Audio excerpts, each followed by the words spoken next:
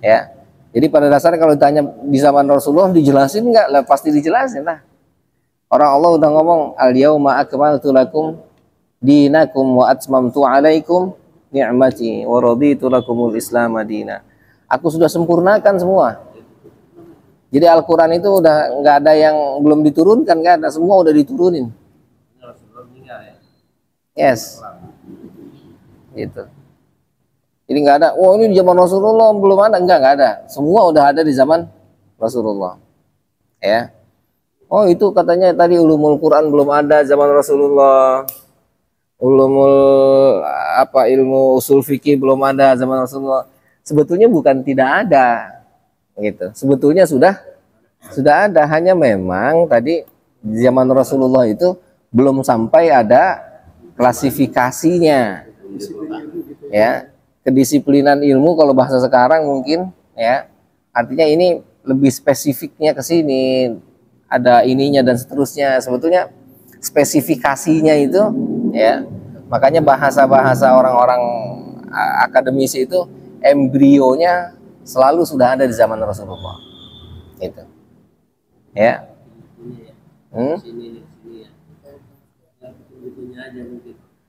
Kita bisa bilang artinya spesifikasinya itu seperti misalnya tasawuf, misalnya di zaman Rasulullah nggak pakai istilah tasawuf.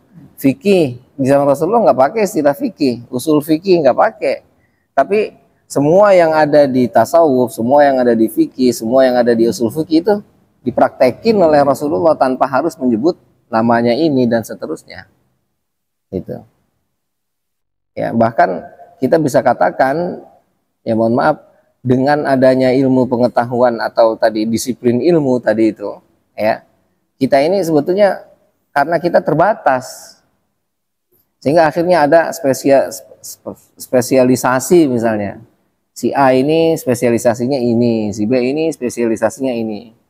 Nah di zaman Rasulullah spesialisasi semua, gitu. Bismillahirrahmanirrahim. Assalamualaikum warahmatullahi wabarakatuh. Alhamdulillah wassalatu wassalamu ala sayyidina Rasulillah Sayyidina Muhammad ibn Abdullah wa ala alihi wa ashabihi wa man tabi'ahu wa wala. Amma ba'd. Faqad qala musannifu hadzal kitab rahimahullahu ta'ala wa nafa'ana bihi fi 'ulumihi fid dharain amin. Babun fi bayanil kursi wal arshi wa bayanil malaikatil muqarrabina wal arzaki wat tawakkul.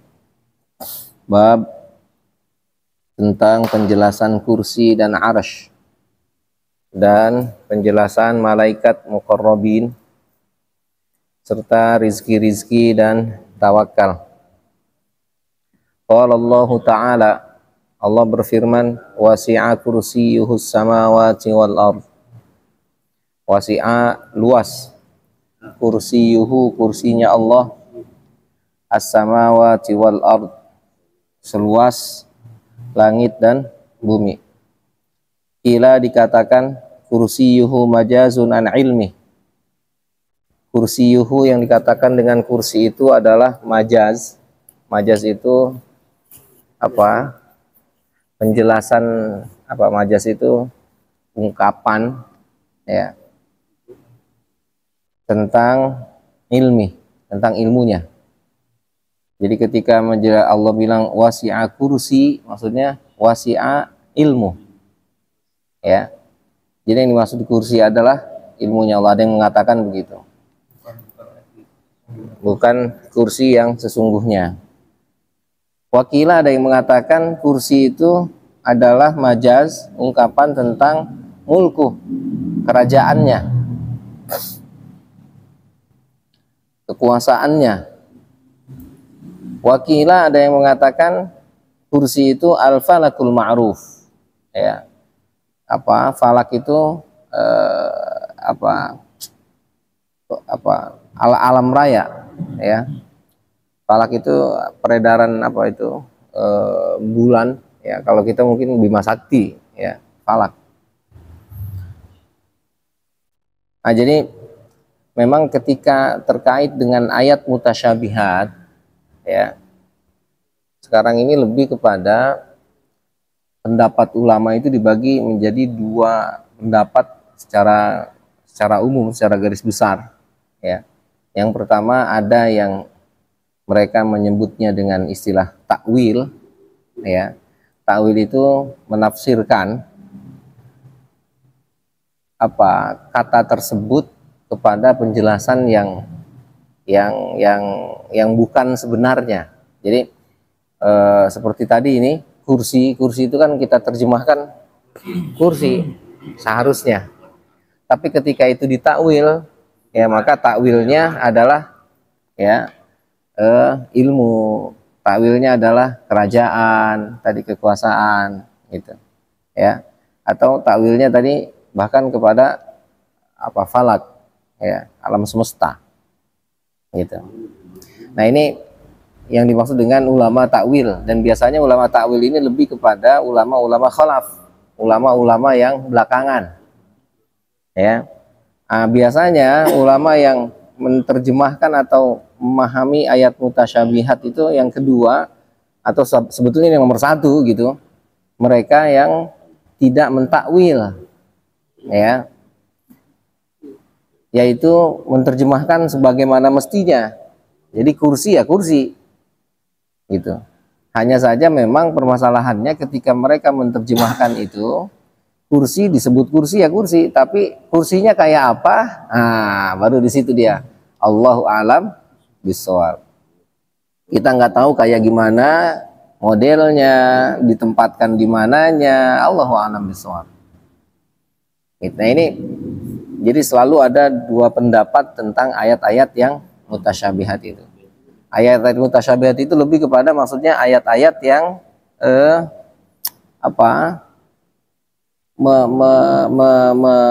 mengandung, ya, ayat-ayat yang masih membuka persepsi kita apakah itu seperti yang ada pada kenyataan kita ataukah memang enggak gitu, ya. Maka ayat-ayat mutasyabihat itu sebetulnya ayat-ayat yang terkait dengan Allah, penjelasan Allah dalam Al-Quran, tapi ketika ingin kita persepsikan seolah-olah itu sama dengan kita atau enggak gitu, ya. Seperti kursi ini misalnya, ya. Nah, itu sama nggak sama kursi kita gitu kan. Ketika terkait dengan wajah misalnya, ya, fa'inama tuwallu fasamma wajhullah gitu. Ya, ketika kita menafsirkan wajah itu wajahnya sama kita apa beda, nah gitu. Jadi ketika terkait dengan hal itu, nah itu yang dimaksud dengan ayat mutasyabihat, ya. Nah, maka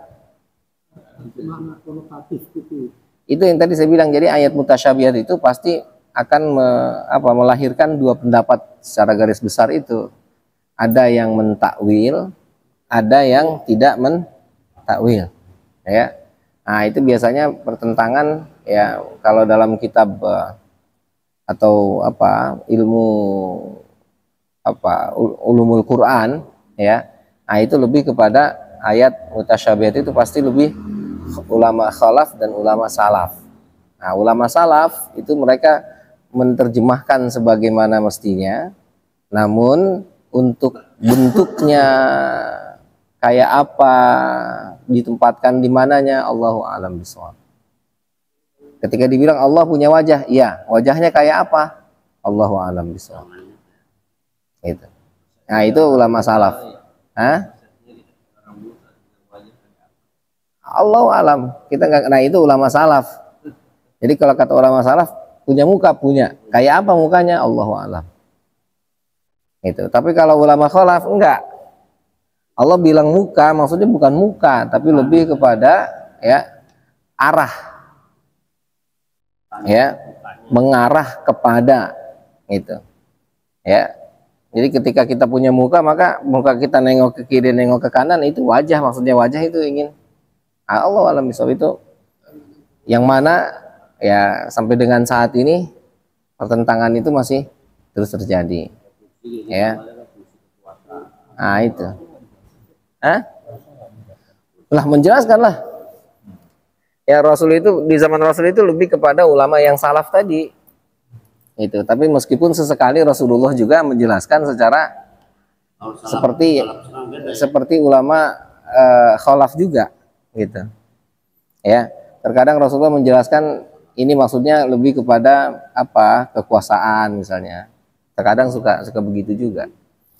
Nah, jadi artinya Rasulullah menjelaskan keduanya sebetulnya. Jadi para ulama ini nggak bisa mereka apa tiba-tiba menafsirkan sesuai dengan keinginan mereka, nggak bisa. Pasti ada dasarnya. Rasulullah pasti menjelaskan itu semua. Gitu. Ya. Jadi pada dasarnya kalau ditanya di zaman Rasulullah dijelasin nggak? Lah pasti dijelasin lah. Orang Allah udah ngomong al-yauma akmaltu lakum dinakum wa atmamtu alaikum ni'mati wa raditu lakumul islam madina. Aku sudah sempurnakan semua. Jadi Al-Quran itu udah nggak ada yang belum diturunkan, nggak ada, semua udah diturunin. Yes. Gitu. Jadi nggak ada, oh ini di zaman Rasulullah belum ada, nggak ada. Semua udah ada di zaman Rasulullah. Ya. Oh itu katanya tadi ulumul Quran belum ada zaman Rasulullah. Ulumul apa ilmu usul fikih belum ada zaman Rasulullah. Sebetulnya bukan tidak ada. Gitu. Sebetulnya sudah ada, hanya memang tadi di zaman Rasulullah itu belum sampai ada klasifikasinya.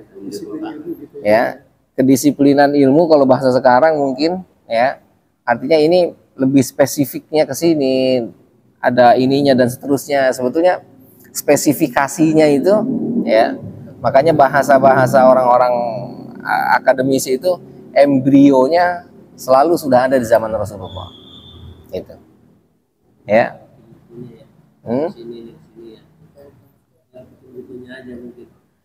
Ya tadi saya bilang artinya spesifikasinya itu seperti misalnya tasawuf misalnya di zaman Rasulullah nggak pakai istilah tasawuf. Fikih di zaman Rasulullah nggak pakai istilah fikih, usul fikih nggak pakai, tapi semua yang ada di tasawuf, semua yang ada di fikih, semua yang ada di usul fikih itu dipraktekin oleh Rasulullah tanpa harus menyebut namanya ini dan seterusnya itu ya. Bahkan kita bisa katakan ya mohon maaf, dengan adanya ilmu pengetahuan atau tadi disiplin ilmu tadi itu ya, kita ini sebetulnya karena kita terbatas sehingga akhirnya ada spesialisasi. Misalnya si A ini spesialisasinya ini, si B ini spesialisasinya ini. Nah di zaman Rasulullah spesialisasi semua gitu. Karena keterbatasan kita akhirnya ya, nah ini disiplin ilmunya ini kamu spesifikasinya. Ahli tafsir misalnya lebih kepada pembahasan tentang penjelasan Al-Quran. Ahli tajwid misalnya ya kamu lebih spesifikasinya tentang apa bagus membaca Al-Qur'annya gitu. Di zaman Rasulullah ya semuanya gitu ya. Ya itu tadi sebetulnya disiplin ilmunya tadi, penjelasan kita mulai seolah-olah mendikotomi seolah-olah gitu. Seolah-olah kita mulai apa memisahkan. Ini ilmu ini kita ambil, ilmu ini kita ambil. Padahal oleh Rasulullah itu semuanya dikasihkan secara global. Itu tadi saya bilang, ketika kita ambil sini sebetulnya di sisi lain itu menjelaskan kekurangan kita. Kita ini nggak mampu. Dari berbagai disiplin ilmu itu kita kuasai semua. Akhirnya kita udah saya mau fokusnya ke sini aja. Gitu misalnya. Ya, spesialisasinya. Nah, makanya kayak Imam Ghazali ini ya masih ya belum jauh ke Rasulullah itu. Akhirnya ilmu perdebatannya punya, ilmu apa tadi astronominya kemarin punya, ilmu agamanya punya, ilmu kedokterannya ada gitu. Semua itu masih mampu gitu. Nah sekarang kita udah kesini udah enggak, udah Udah mulai bahasanya, ente orang mana? Kok ngomongnya bukan orang pendidikan, ngomong pendidikan. Nah, gitu kan akhirnya begitu seolah-olah jadinya. Iya. Hah? Paham nggak? Jadi akhirnya kita tadi spesialisasi itu bahkan sebetulnya ingin menunjukkan ya di satu sisi memang kelebihan kita ya bahwa umat Rasulullah yang sekarang ini mampu melahirkan gitu ilmu-ilmu yang seolah-olah ya di zaman Rasulullah itu belum terspesialisasi seolah-olah begitu. Tapi di sisi lain itu ini menunjukkan apa? Kekurangan kita. Bahwa kita ini terbatas. Enggak seperti zaman Rasulullah yang komprehensif. Ya. Semua gabung masih. Gitu. Ya, ini kan sebetulnya Imam Ghazali itu dengan Ihya Ulumuddinnya ingin mencoba menggabungkan antara tasawuf dengan fikih sebetulnya. Gitu. Tapi sampai dengan saat ini ya itu kita seolah-olah antara fikih dengan tasawuf itu terpisah gitu ya. Kita sholat secara fikihnya yang enggak khusyuk boleh-boleh saja karena khusyuk bukan salah satu syarat sah atau bahkan khusyuk itu bukan rukun sholat, nggak bisa. Iyalah.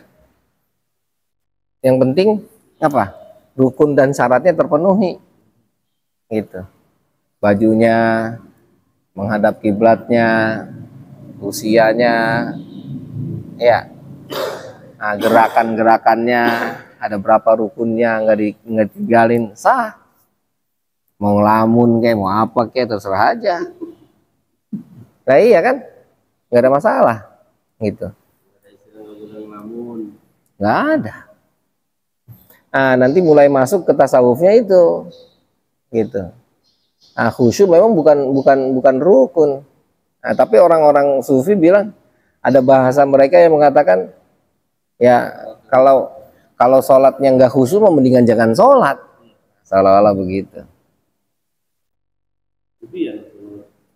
Nah iya makanya saya bilang tadi kan, akhirnya kan kata orang pikir berlebihan lah kalau gitu. Ya lagi-lagi saya bilang tadi ini, akhirnya tadi seolah-olah ada dikotomi, padahal enggak sebetulnya.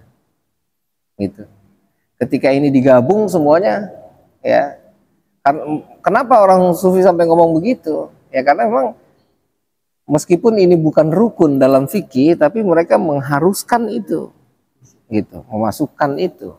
Karena tujuan sholat itu bukan hanya sekedar nonggang-nonggeng. Nah iya, gitu kan. Ya itu. Jadi kembali bahwa tadi tentang ayat muhkam dan ayat mutasyabih itu, ya tentang mutasyabih itu lebih kepada tadi dua hal itu tadi. Ya, yang jelas tadi pertanyaannya nggak ada yang nggak dibahas oleh Rasulullah, nggak ada. Semua pasti sudah dibahas. Hanya saja memang tadi kita memandangnya masih terlalu umum menurut kita karena keterbatasan kita. Jadi nggak ada yang nggak dibahas. Gitu. Oke, ruya an aliyin karramallahu wajha annal kursiyya lu'lu'atun. Nah ini, ya. Diriwayatkan dari Sayyidina Ali karramallahu wajha bahwa kursi itu lu'lu'ah. Kursi itu terbuatnya dari lu'lu', mutiara. Ya. Wa tuluhu la ya'lamuhu illallah. Panjangnya ya tidak diketahui kecuali oleh Allah. Berarti Sayyidina Ali lebih kepada ulama apa? Ulama apa? Ulama salaf. Menerjemahkan kursi ya kursi gitu. Kursinya dari mana? Kursinya terbuat dari lu'lu'ah, dari mutiara. Panjangnya kayak apa? La ya'lamuhu illallah. Tingginya kayak apa? Tingginya seapa? Panjangnya kayak apa? Yang jelas dia itu kursi yang megah terbuat dari mutiara. Ya iyalah. Kayak apa bentuknya? Apakah ada pegangannya? Apakah ada? Allahu alam bissawab. Paham? Benda. Gitu. Ah itu maka itu yang dibilang tadi ulama apa? Ulama khalaf. Ya. Nah, kursi itu kan kekuasaan identiknya. Nggak mungkin lah Allah menjelaskan kursi kayak kursinya kayak gitu gitu tuh. Enggak lah gitu. Ya. Nah, itu kan tadi ini pertentangan ya. Ah, menurut ulama khalaf tadi begitu. Ulama salaf enggak lah. Allah ketika ya bahkan nanti orang-orang sufi malah bilangnya antara yang hakiki dengan yang majazi. Hakiki itu kenyataan, majazi itu adalah gambaran ya, kiasannya gitu. Nah, maka antara ketika bilang wajah itu ya yang hakiki dan majaz yang mana antara wajah Allah dengan wajah kita gitu, antara tangan Allah dengan tangan kita gitu. Nah, kalau orang sufi bilangnya ini tangan kita nih majaz, yang sebenarnya adalah tangan Allah itu. Kayak apa lah Allah alam bisa, yang justru yang majaznya kayak gini, yang kiasannya kayak gini, yang penjelasannya kayak gini, nggak tahu aslinya kayak apa. Nah itulah makanya saya bilang kalau orang sufi menerjemahkannya enggak, malah tangan ya tangan, cuman kayak apa Allah alam bisa, Allah lebih tahu. Itu. Nah, kalau ulama khalaf tadi ya tangan kan nggak harus kita terjemahkan seperti tangan kita lah, gitu. Ya. Nah ya kan ketika kita bahasakan kepanjangan tangan kan bukan berarti tangannya panjang, gitu. Ini kan kata ulama khalaf kan begitu. Ya tapi kan ketika dibilang dia punya tangan kan bukan punya tangan, punya kaki tangan gitu. Nah ini lagi-lagi perbedaan pendapat itu.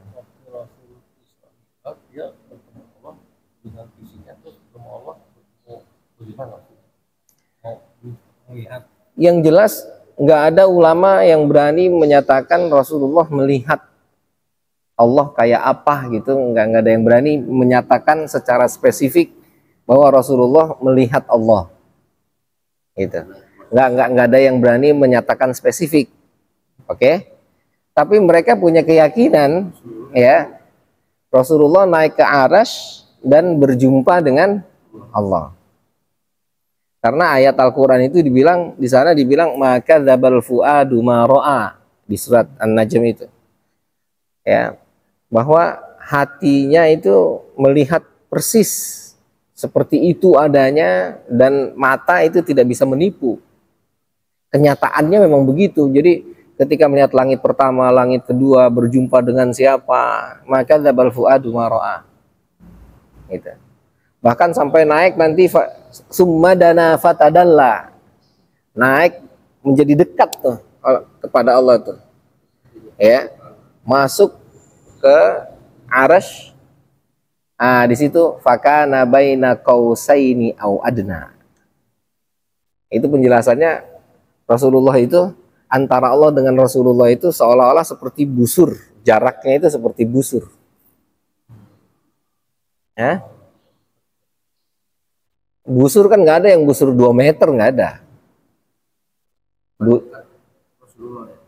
itu busur yang gini ya, bukan anak panah ya, busur yang gitu ya. Lah, busur makan ini bukan anak panahnya lah. Berarti nggak ada yang 2 meter, paling meter lebih lah. Nggak harus meter lebih aja nggak ada pak. Tiga megangnya Ji. Lah iya. Oh. Apalagi pakai busur malaikat, enggak lah, jelas beda jauh tafsirnya. Ya kan tafsirnya pasti untuk tafsir manusia, kalau untuk malaikat pasti dibilangnya ukuran malaikat lah gitu. Tapi lebih kepada semua ulama bilang fakana baina qausaini au adna, itu artinya Allah itu jaraknya dengan Nabi summadana fatadalla, kemudian mendekat lalu ya menjadi dekat gitu.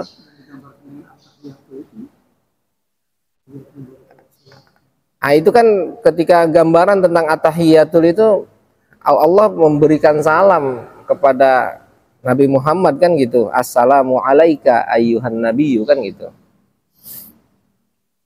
Jadi Nabi itu ketika mau masuk Arsy itu at-tahiyatul mubarakatus shalawatut thayyibatu lillah. Kata Nabi begitu ke Allah tuh. Lalu kata Allah, Assalamu alaika ayyuhan nabiyyu. warahmatullahi wabarakatuh. Hah? Iya, artinya itu emang udah masuk gitu. Jadi ketika udah hadap, udah ketemu begitu berarti.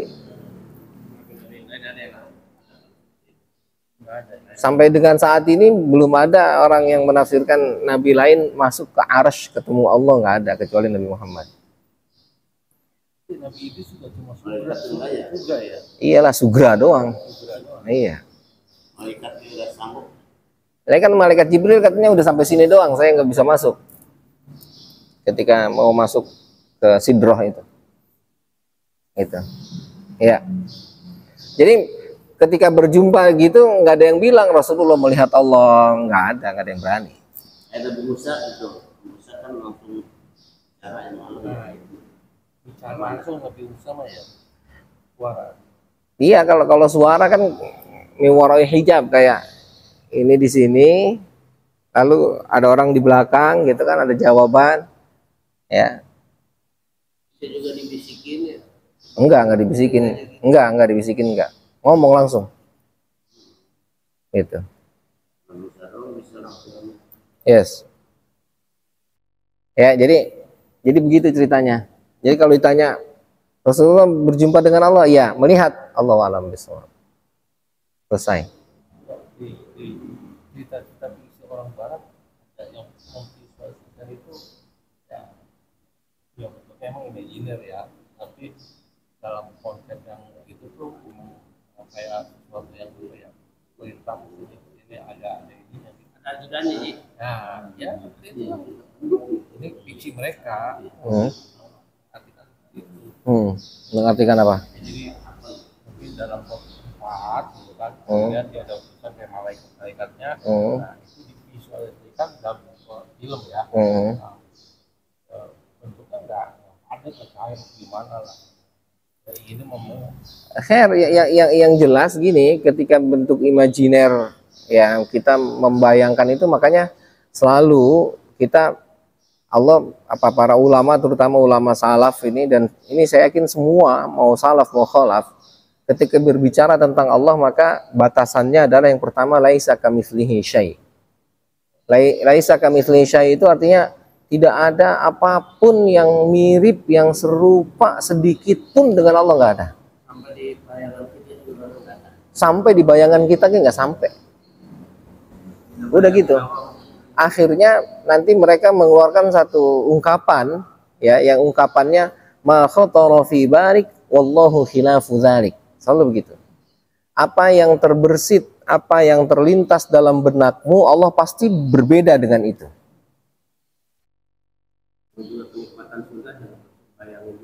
Nggak bisa, nggak sampai Pak, nggak sampai. Karena memang ya meskipun Allah bilang nanti buah yang kita makan di surga itu seolah-olah kita bilang waduh ini sama yang dulu kita makan di dunia ya. Nah, memang begitu kan, ayatnya kan gitu. Wa basyiril ladzina amanu wa 'amilus solihati anna lahum jannatin tajri min tahtihal anhar. Kullama ruziku minha min samaratir rizqan qalu hadzal ladzi ruzikna min qablu wa utubihi mutasyabiha. Kan gitu ayatnya bilangnya. Pas kita makan drek, wah iya ini dulu lagi makan nama Haji Adam gitu. Nah gitu ya. Iya, tetap akhirnya ada bayangan, orang cantik banget, cuman nggak sama. Wallahu khilafu dzalik, pasti berbeda dengan itu. Arti berbeda dengan itu pasti lebih daripada itu. Lebih dari itu. Ya. Itu ya, artinya itu batasan-batasannya begitu. Jadi ketika kita membayangkan Allah itu Maha Rahman, oke, Rahman. Ya, Rahman itu artinya apa? Maha pengasih. Apa maksud pengasih? Oh, pengasih itu nggak pernah pilih kasih, siapapun dikasih. Nah, kita ngebayangin lah orang tua, misalnya. Orang tua kepada anaknya, mau yang badar kek, mau yang pinter kek, mau yang rajin kek, itu semua dikasih. Tapi Allah lebih dari orang tua. Nah, itu maksudnya. Paham nggak? Ya. Kasih sayang Allah seperti matahari yang tidak pernah berhenti, itu bersinar. Mau dimanapun, kapanpun matahari selalu bersinar. Tapi kok ada malam, ini yang ingin menggambarkan bahwa ternyata matahari bukan matahari yang tidak bersinar, tapi buminya yang membelakangi matahari. Artinya kita ingin bilang ada orang yang tidak merasakan rahmat Allah itu sama dengan orang yang sedang membelakangi rahmat Allah. Padahal Allah ngasih, cuman dia membelakangi, merasa tidak dikasih. Nah, apakah Allah kayak gitu? Nah, Allah lebih daripada itu. Paham tak? Hah? Jadi penjelasan kita itu hanya sampai situ dan pasti Allah lebih dari itu. Ini hanya ingin nyangkutin doang. Ini hanya kepingin, oh iya maksudnya kayak gitu, tapi Allah lebih dari itu. Yes. Paham tak? Paham. Nah iyalah, masa ada yang gak diperhatiin, ngaco. Ada satu saja yang tidak diperhatikan oleh Allah, rusak, nggak bisa, nggak ada. Nyamuk. Termasuk nyamuk, termasuk apapun, nggak ada. Apalagi binatang. Wala yuhitu bi'ilmihi illa ma sya'a, kan? Itu. Allahu la ilaha illa huwal hayyul qayyum la ta'khudhuhu sinatun wa la nawm lahu ma fis samawati wa ma fil ard man dzal ladzi yashfa'u 'indahu illa bi'idznih. Terus ya'lamu ma baina aydihim wa ma khalfahum wa la yuhituna bi syai'in min 'ilmihi illa bima syaa. Wa la yuhituna bi syai'in min 'ilmihi illa bima syaa. Semua nggak ada yang nggak diketahui, semua nggak ada yang nggak diatur. Sampai daun jatuh, ini jatuhnya tanggal berapa, jam berapa, detik keberapa, itu semua udah diatur.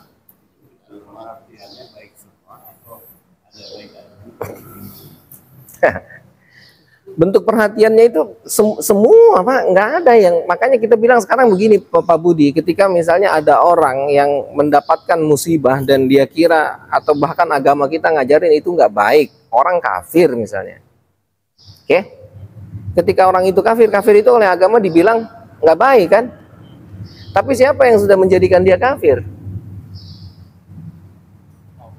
Ya Allah juga. Apakah Anda berani ada Tuhan selain Allah yang sudah menjadikan dia kafir? Tanpa seizin Allah dia bisa kafir. Tanpa seizin Allah dia bisa kafir? Nggak berani, Pak. Nggak ada.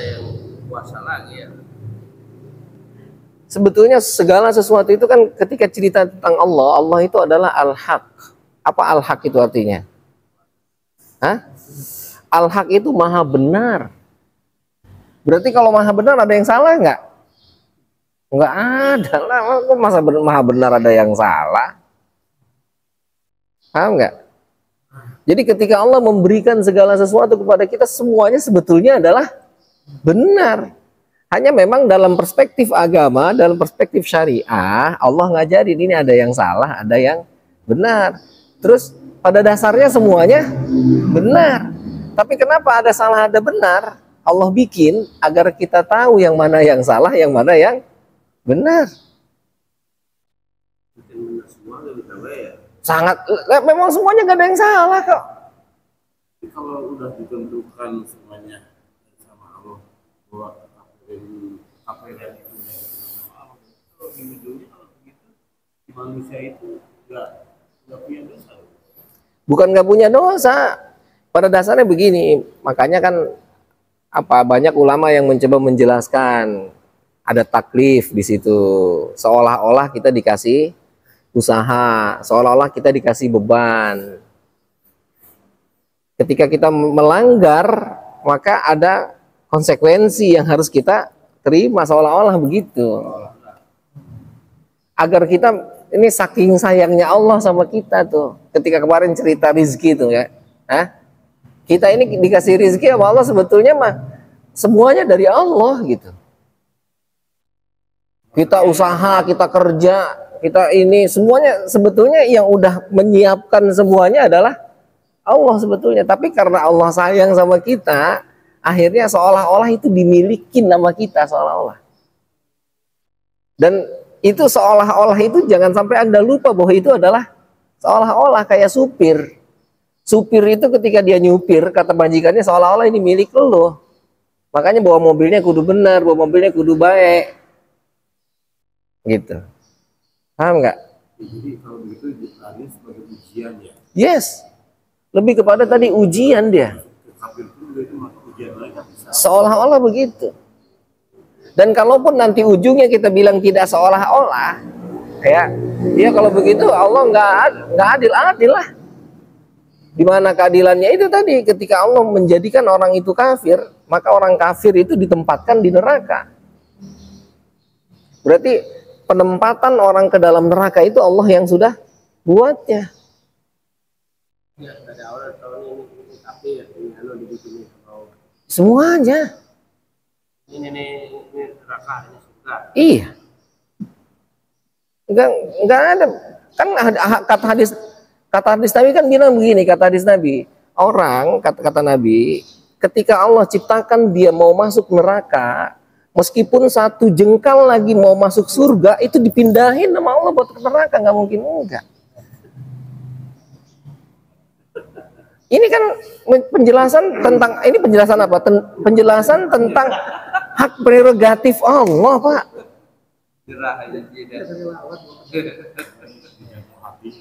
Hak prerogatif Allah itu nggak bisa diganggu gugat, Pak.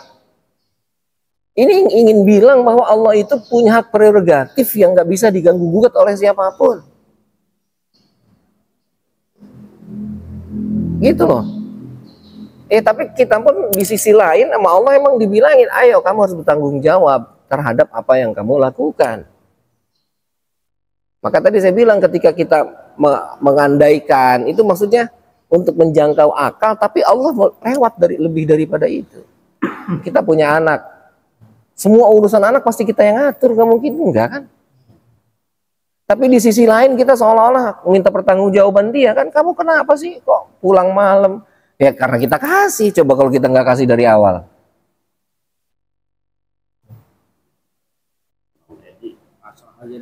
Telepon Bang Dedi lah apa? Lah iya kan, itu kan memang didikan kita kan. Kita kasih duit dia, kita kasih kebebasan dia. Coba kalau dikerem terus di rumah, memang kita kerem, dia gimana mau keluar? Semuanya nggak ada yang boleh kita, yang ada. Ujungnya begitu. Saya membandingkan ayat Allah alam bisawab di surat Al-Baqarah juz 3 juz terakhir itu, ketika cerita tentang rizki, ya ayyuhalladzina amanu anfiqu min thayyibati ma kasabtum wa mimma akhrajna lakum minal ardh. Wahai orang-orang yang beriman, nafkahkan apa yang telah kamu usahakan yang terbaik dari mimma razaqnakum, dari apa yang telah aku rizkikan kepada kalian. Bima akhrajna lakum minal ard, apa yang telah aku keluarkan dari bumi ini. Kita usaha kerja itu karena bahan-bahannya siapa yang udah nyiapin? Siapa yang udah nyiapin bahannya? Oh, Pak Budi. Pak Budi dari mana asalnya? Jadi kita surga juga bukan oleh kita juga ya. Ujungnya begitu.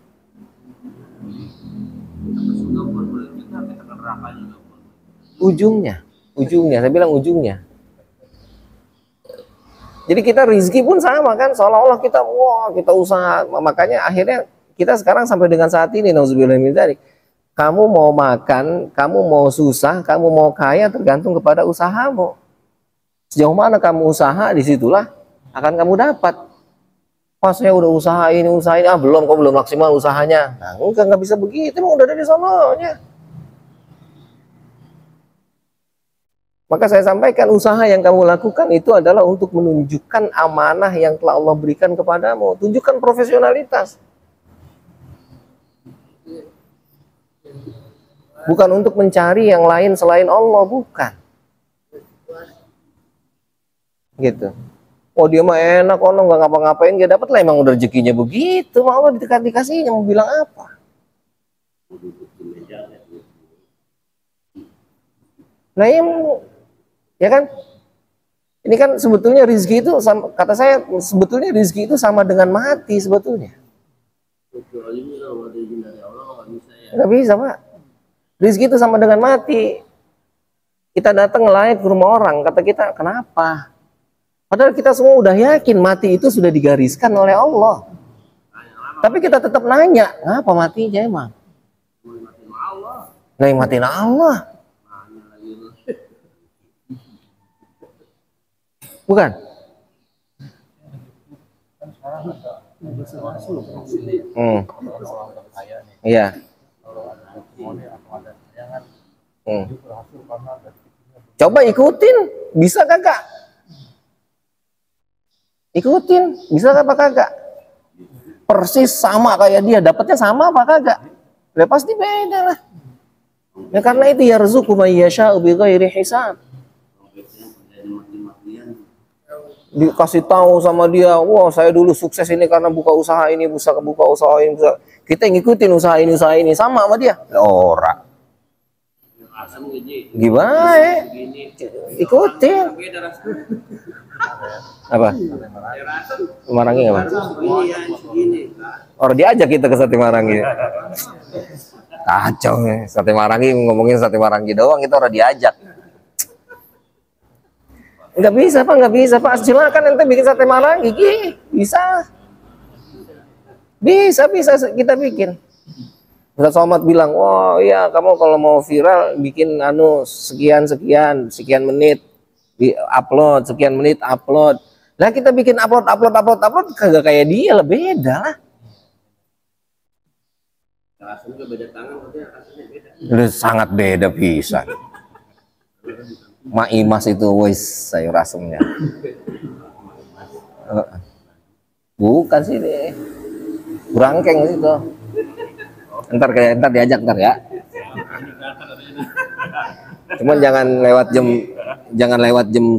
Kalau lewat jam 1 habis sudah. Ya belum buka belum. 9 dah. desa belok kiri ya. Ah. Desa belok kiri banjir. Iya, desa belok kiri. Ibunya bingung ya. Wah, mas gitu. Jadi nggak bisa Pak. Ini artinya ada hak prerogatif. Tapi di sisi lain bukan akhirnya kita ya udah terserah Allah lah bagaimana. Nanti kalau kita sudah sampai ke titik itu, baru bener itu. Keseringannya kita bilang terserah Allah, tapi ininya ngelawan terus. Itu masalahnya. Bilang terserah Allah dan terserah Allahnya terserah Allah bagaimana? Ini yang salah. Ini yang dimaksud dengan Jabariyah itu. Gitu. Yang Jabariyah itu udah semuanya Allah yang nanggung. Nah, karena memang dianya nggak mau nerima, itu masalahnya. Tapi kalau kita nanti sampai kepada sini, tawakalnya kepada Allah, kita taslimnya kepada Allah, kita ridho terhadap ketentuan Allah, ya udah beres semua udah. Apa yang mau pusing? Lah iya mau makan kayak mau enggak kayak ngerendeng ya tapi ini. Itu masalahnya Pak. Paham tak? Iya, maaf ketika cerita rizki tadi ya rezeki may yasha'u bighairi hisab enggak ada yang enggak dari Allah, enggak ada, Pak. Enggak, yang jadi masalah sebetulnya Jabariyah itu lebih kepada tadi dia pasrahnya semuanya Allah, tapi di sisi lain ininya nggak nerima, itu masalahnya. Ngegerutunya itu. Nah itu yang sampai kepada titik akhirnya ya udah putus asa, akhirnya Jabariyah nggak bener. Nah itu kan itu masalahnya. Yes, harusnya ujungnya segala titik usaha itu ke Allah semua, harusnya nggak ada yang nggak ke Allah Pak, nggak ada Pak. Maaf kita cerita kebaikan dan keburukan misalnya. Ketika kita bilang baik dari Allah, buruk dari kita, berarti ada Tuhan lain selain Allah yang punya kekuasaan.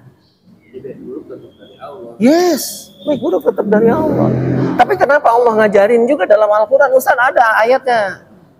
Kata Al-Quran ya, fa'in asabahu ma asabaka min musibatin ya faminallah. Semua yang menimpamu itu dari Allah. Tapi ketika sayyi'ah, famin nafsi, kata Allah. Dari dirimu. Apa itu maksudnya? Itu mah dalam rangka adab. Itu mah dalam rangka apa? Adab, dalam rangka akhlak, penghormatan, Pak. Sekarang Pak Budi jadi manajer, lalu bikin kebijakan salah. Kata anak buahnya, ini mah salah manajer saya, salah bikin. Lah kata Pak Budi, enak banget lu ngomong ya. Emang gua yang salah, tapi lu nyalahin gua, udah sono gua nyari yang lain.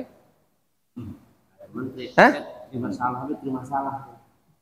Tapi kalau misalnya anak buahnya, oh enggak Pak, ini kesalahan saya Pak, ini karena ini dibelain tuh. Padahal dia tahu, oh iya, enggak sebenarnya gue yang salah itu. Enggak Pak, saya yang salah. Paham enggak? Seolah-olah kayak begitu, tapi Allah lebih daripada. Paham Pak? Boleh bilang begitu ya. Boleh, sangat boleh. Itu yang nganjurinnya. Yes. Yang salah datangnya dari kita. Yes. Nggak ada yang nggak dari Allah, nggak ada.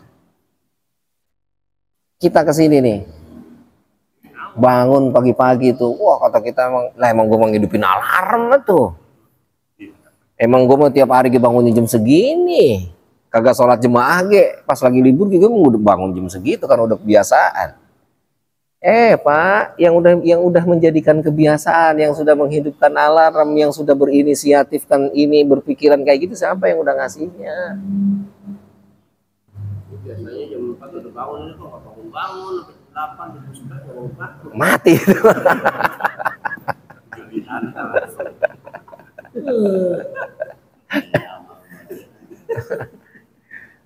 Nggak bisa Pak, nggak ada Pak, nggak ada yang nggak dari Allah Pak, nggak ada Pak. Kita tergerakkan hati kita untuk duduk, untuk ikut ngaji, itu Allah yang udah kasihnya Pak. Kenapa Pak Ibu dia di sini? Nah iya kan, siapa yang udah ngegerakin ya? Oh enggak, diajak Pak Haji Tatang, saya yang udah ngajak Ustaz. Ini kan karena jasa saya. Kentut pun. Lah kagak Pak, enggak Pak. Kenapa kok dia ngajak dia? Siapa yang udah ngegerakinnya? Kenapa dia nggak ngajak yang lain? Lah iya makanya kan udah coba ngajak. Kenapa yang ono mau yang ini kagak? Siapa yang udah ngasihnya? Mengapa bilang boleh dia? Enak baik. Lah iyalah takdir Allah juga, mau bilang apa? Khair. Udah Pak, jadi intinya Pak Haji Tatang tadi semua itu dari Allah, nggak ada. Yes. Gitu. Nah, lalu tetap nisbah ke kita tuh Allah tuh sayang sama kita tuh. Dikaitkan ke kita tuh. Seolah-olah kita tuh lagi-lagi sebagai ujian tadi. Ya. Sebagai ujian akhlak kamu ke Allah kayak apa? Kalau kamu punya atasan, lalu kamu menyalah-nyalahkan atasanmu, gimana kira-kira? Dipecat enggak tuh? Ilok naik gaji, ngejelek-jelekin atasan. Lah iya udah siap salah baik. Gitu. Ya. Ujian disertasi itu, siap Prof. Siap Prof. Udah siap Prof baik, orang gua lagi nanya siap Prof baik.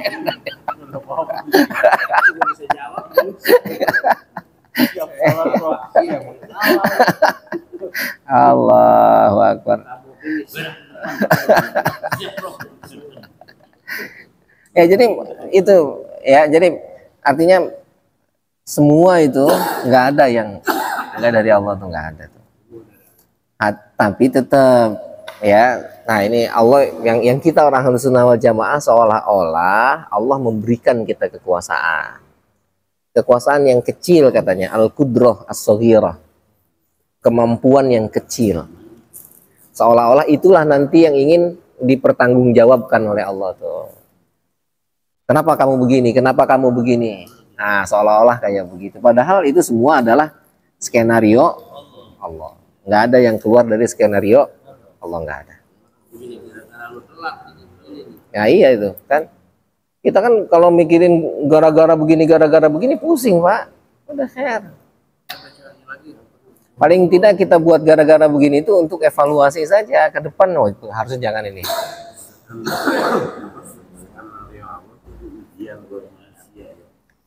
Pasti, Pak. Semua, Pak. Bagaimana dia menjalani kehidupan itu ujung-ujungnya semuanya Allah. Kayak orang dulu kita tuh kayak wayang. Nah, yang terakhir itu ya Allah, itu jalanin aja. Nah, itulah yang dibilang tadi orang Jabariyah itu tadi, yang disalahkan oleh orang-orang yang lain. Jabariyah itu salah karena kita seolah-olah seperti wayang yang nggak punya kehendak. Padahal kan di sini ada kehendak. Cuman kan kita yakin kehendak yang ada pada kita itu Allah yang sudah kasihnya. Tapi tetap akan ada pertanggungjawaban. Kita punya keyakinan yang harus kita pertanggungjawabkan di hadapan Allah. Meskipun begitu, ujungnya kita bilang, saya mempertanggungjawabkannya pun bisa dan tidak Allah yang sudah gariskannya. Tetap saya mau usaha aja ngejalanin. Jadi akhirnya kita terlalu pasrah seperti Jabariyah juga nggak boleh. Karena tadi Jabariyah itu ujungnya karena kita seperti wayang, tapi wayangnya ngomel-ngomel baik. Itu masalahnya. Gitu. Kudunya mah ya udah pasrahin semua. Yes, jalanin dan kita harus mencoba meyakini itu perjalanan kita terhadap segala ketetapan yang sudah Allah tetapkan itu dalam rangka apa? Dalam rangka ya mengabdikan diri sudah. Gitu.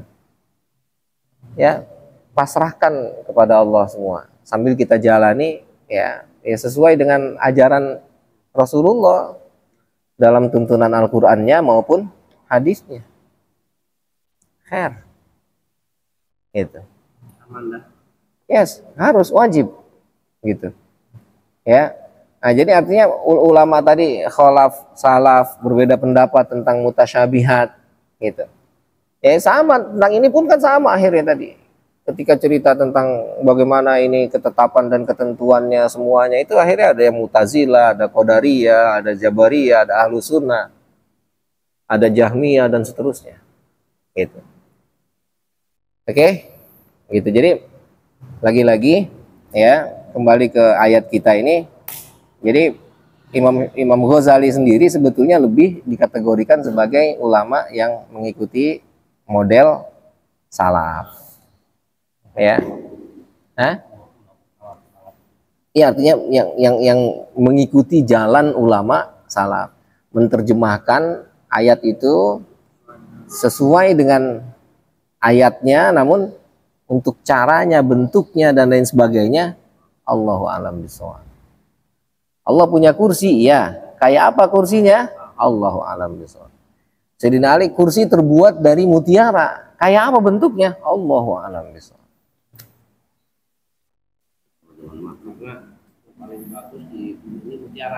Nah, itu. Allahu a'lam bishawab. Itu ya. Oke.